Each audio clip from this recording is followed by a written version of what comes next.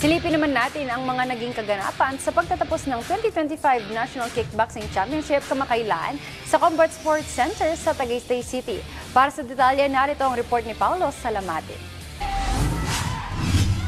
Nagtipon-tipon ng daan-daang mga kickboxers mula Luzon, Visayas at Mindanao sa katatapos lang na 2025 National Kickboxing Championship sa Combat Sports Center sa Tagaytay City.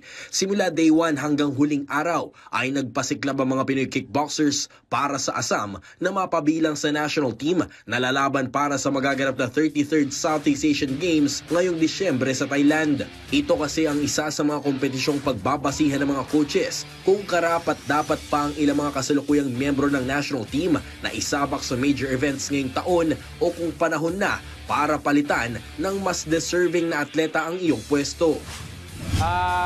Masaya naman ako sa nakalaro ako ngayong nasyonal, tsaka nakalaban ko ulit yung si Daryl din na ka-team ko din na taga Baguio.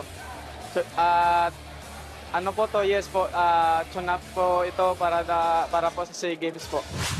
Sobrang lucky po kasi first time ko po magkaroon ng gold medal. Sobrang saya ko po kasi ito na yung bunga ng training ko.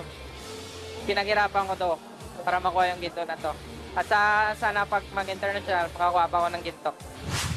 Ibinahagi rin ng isa sa mga coaches ng Samahang Kickboxing ng Pilipinas na si Rex De Lara na nakakita na sila ng mga ilang bagong atletang mapapabilang sa kanilang national training pool para sa malalaking kompetisyong sasalihan nila sa hinaharap. So ito, big test para sa kanila. At least nakita natin yung mga potential na papadala natin. At saka naka-scout na tayo ng NTP na bago. Sa kabila nito, satisfied naman ang mga opisyal ng SKP na sina SKP Vice President Bing Domingo at SKP Secretary General Attorney Wharton Chan sa itinakbo ng buong kompetisyon at sa performance na ipinakita ng mga Pinoy kickboxers. We're very proud from all corners of the Philippines, Luzon, Visayas, Mindanao, na di-develop na natin ang kickboxing. Best nationals ever ay sa mga kickboxing ng Pilipinas.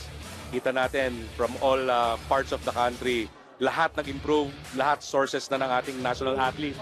At I really believe na we will look forward next year na more best fights like this.